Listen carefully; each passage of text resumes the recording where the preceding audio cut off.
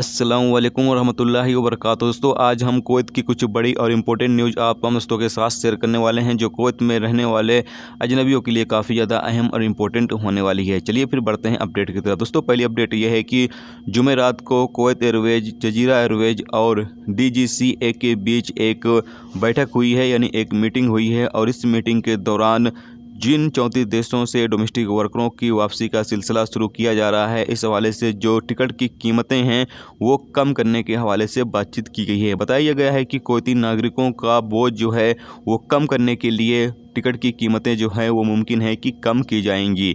और जो कुवैती शहरी अपने डोमेस्टिक वर्करों को वापस कुवैत लाना चाहते हैं, उनकी तरफ से ये शिकायतें भी की जा रही हैं कि टिकट की जो कीमतें हैं वो बहुत ज़्यादा हैं, इसमें कुछ ना कुछ कमी की जाए। इसी के हवाले से जो मीटिंग है वो रखी गई थी और इसमें कुछ ना कुछ कमी जो है वो किया जाएगा। अभी ये नहीं बताया गया है कि कितनी कमी होगी टिकट की कीमतों में, लेकिन कुछ ना कुछ इनको जो है वो कुवैती नागरिकों को फ़ायदा दिया जाएगा। इसके अलावा आगे ये बताया गया है कि सिर्फ जो डोमेस्टिक वर्कर वापसी कर रहे हैं कुवैत में, उनकी ही टिकट की कीमतों में कमी की जाएगी। बाकी जो दूसरे प्रोफेशन पर लोग काम करते हैं, यानी जो कंपनियों में काम करते हैं या फिर सरकारी एजेंसियों में काम करने वाले अजनबी लोग हैं जो इस वक्त कुवैत से बाहर फंसे हुए हैं, वो लोग जब वापसी करेंगे तो उनकी कीमतों में, टिकट की कीमतों में जो है वो कमी नहीं होगी। सिर्फ डोमेस्टिक वर्कर जो आ रहे हैं उनकी ही टिकट की कीमतों में कमी की जाएगी। अगली अपडेट ये है कि कुवैत गवर्नर की म्यूनसिपालिटी ने तमाम लोगों को खबरदार किया है, यानी वार्निंग दी है कि अगर वो कोई भी खिलाफ वर्जी करते हैं तो उनके खिलाफ फ़ौरन ही कार्रवाई की जाएगी। अल-कसाब रिपोर्ट के मुताबिक बताया गया है कि अगर आप किसी पब्लिक जगहों पर गाड़ी गलत तरीके से पार्क कर देते हैं या फिर ट्रक वगैरह, गाड़ी वगैरह गलत तरीके से पार्क कर देते हैं तो उसको वहाँ से उठा लिया जाएगा और साथ में आपके ऊपर चालान भी किया जाएगा। इसी तरीके से जो सरकार की प्रॉपर्टी होती है, ज़मीन वगैरह होती है, उस पर इलीगल तरीके से लोग ज़मीन पर इलीगल तरीके से झोपड़ा वगैरह बनाकर रहने लगते हैं, तो ऐसे लोगों के खिलाफ भी कार्रवाई की जाएगी और उसको तोड़ दिया जाएगा।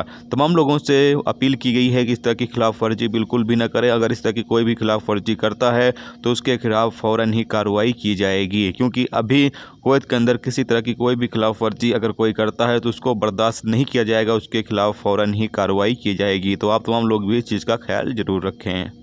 दोस्तों, अगली अपडेट ये है कि कुवैत में जो लोग इस वक्त इलीगल तरीके से मौजूद हैं, अगर वो कुवैत से अपने देश वापस जाना चाहते हैं तो वो अभी छूट के दौरान जा सकते हैं, क्योंकि अभी छूट चल रही है और उनके ऊपर जो भी फ़ाइन है वो भरने के बाद वो कुवैत से जा सकते हैं और दोबारा नए वीज़े पर कुवैत आ सकते हैं। जबकि जिन लोगों का इकामा ख़त्म हो चुका है, रिन्यूअल नहीं हुआ है, अगर वो लोग अपना इकामा दोबारा से रिन्यूअल करना चाहते हैं, दोबारा से लगवाना चाहते हैं तो वो लगवा भी सकते हैं। इस हवाले से जो उनके ऊपर फ़ाइन होगा वो भरने के बाद वो दोबारा से अपने इकामे को कंटिन्यू कर सकते हैं और लीगल तरीके से कुवैत के अंदर रह सकते हैं।